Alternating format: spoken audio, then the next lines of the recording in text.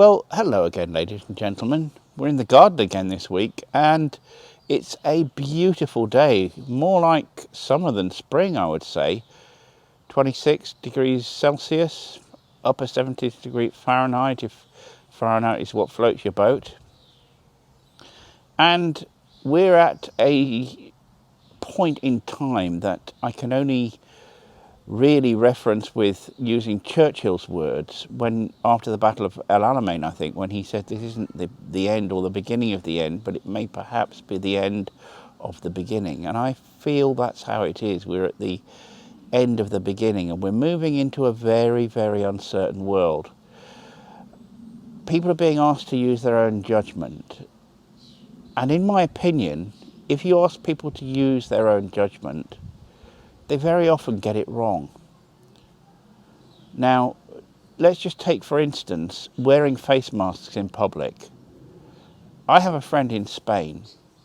Now, if she goes out without a face mask, in any circumstance and for whatever reason, she will have to pay, I think it's a €1,000 fine. So it's really clear. You go out, you wear a mask. End of story.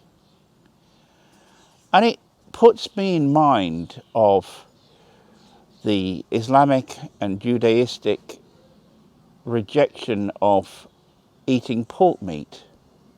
Now, those rules that were given to people were given to them for a very good reason. And that's because pork can be highly infectious if it's not completely fresh. And back in the day, there were no fridges or freezers.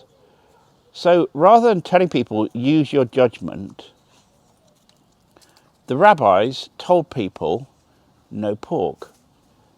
Not give it a sniff or look at the sell-by date. Of course, there weren't any sell-by dates back then.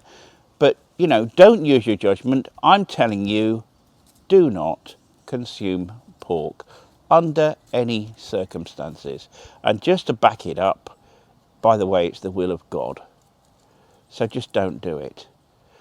Now, I think if we're asking people to use their judgments,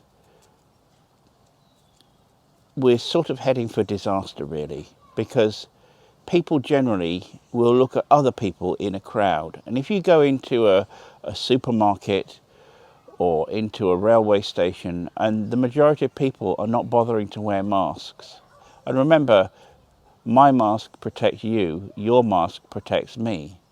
So there's no immediate benefit to the wearer, it's altruistic. If we're asking people to use their own judgment and you go into that place and a lot of people have exercised their judgment and got it wrong, you're more likely to think, well, why am I bothering to wear a mask? It's summer, I'm hot, I can't breathe that well, it's really bothering me, so I won't put mine on either. It's a dangerous time. And while I'm really happy that things are returning to normal and that things are beginning to look as though we're past the peak and hopefully we won't have a bad second wave of infection, I'm a bit worried that people are going to be silly. We've seen people being silly. I'm not, and I never have done, made these talks political, so I'm not going to allude to things that are going on in the news at the moment, but you'll know what I'm talking about. My advice is exercise as much caution as you possibly can. And if you go into a place or you're in an environment where you think you could possibly infect somebody else unknowingly, then wear that mask. At least show that you're doing the right thing, even if other people aren't. I know it's uncomfortable. I've got to the point where I can't really wear a mask and my glasses at the same time, because every time I breathe out, my glasses get fogged up. It's going to be interesting to see how things work out in the next few weeks. We're just about to head into June. And next week, the dog has her first hydrotherapy appointment since lockdown. Under slightly different circumstances, I'm not allowed to go in with her, but nonetheless, she can get treated for her dodgy hips. I'm thinking about maybe having a massage or having my yoga teacher to visit or working out with my personal trainer. So tell me what stage you're at. What are you going to be doing that you haven't been doing up until now?